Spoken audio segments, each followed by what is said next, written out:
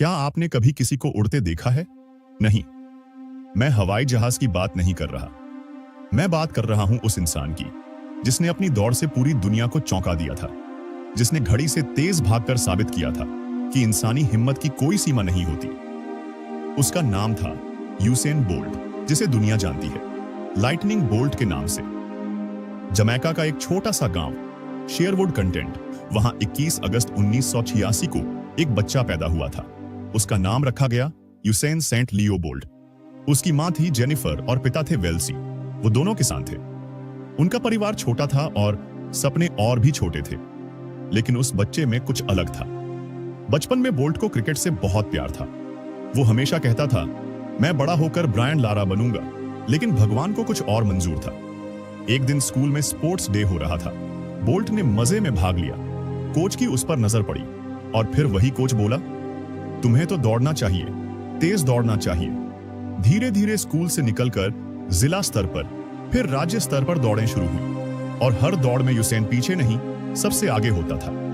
लेकिन यूसेन की एक कमजोरी थी, वो बहुत लापरवाह था।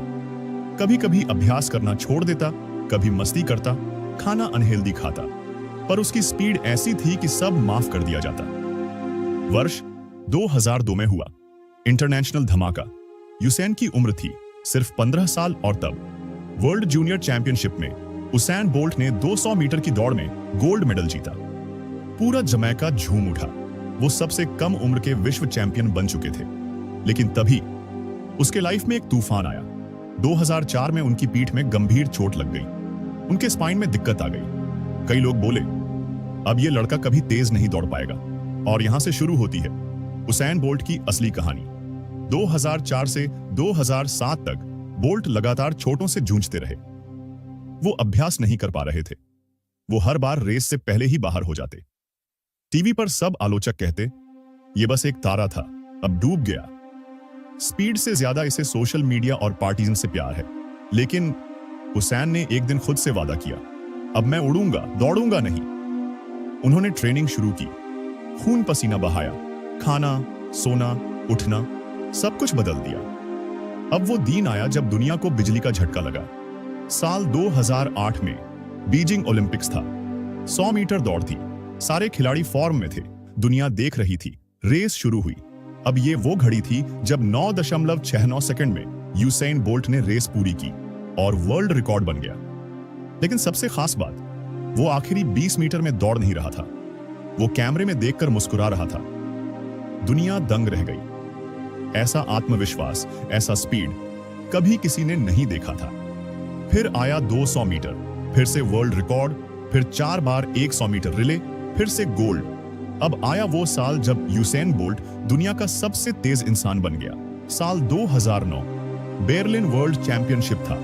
बोल्ट ने 100 मीटर दौड़ पूरी की और वो भी सिर्फ 9.58 सेकंड में। आज तक कोई इंसान इतनी तेज नहीं दौड़ा और शायद आगे भी कोई नहीं दौड़ेगा। अब हर बच्चा, हर युवा बोलने लगा, मैं यूसेन बोल्ट बनना चाहता हूं। लेकिन यूसेन की जैसे जैसे उम्र बढ़ी, चोटें फिर से लौटने लगीं। 2016 के बाद वर्ल्ड मीडिया बोली, अब उसका समय खत्म हो गया है। लेकिन यूसेन हार मानने वालों में नहीं थे।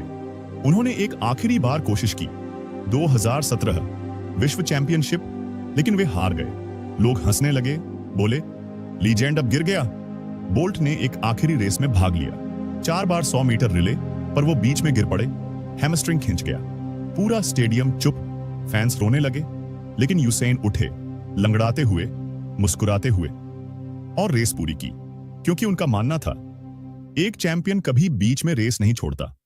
आज यूसेन बोल्ट सिर्फ एक स्प्रिंटर नहीं, वो एक फिनोमेनन है। वो कहते हैं, मैंने 4 साल मेहनत की सिर्फ 10 सेकंड की दौड़ के लिए। लोग कहते हैं लकी है, पर उन्हें मेहनत नहीं दिखती।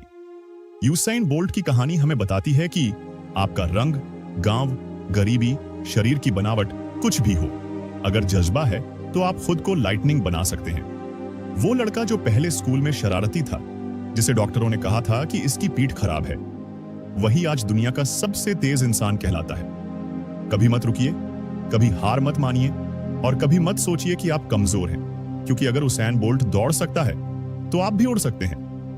अगर आपको यह कहानी पसंद आई हो तो लाइक, शेयर और सब्सक्राइब जरूर करें। मिलते हैं अगली कहानी में। तब तक याद रखिए, जीत सिर्फ रेस की नहीं होती, बल्कि जज्बे की होती है।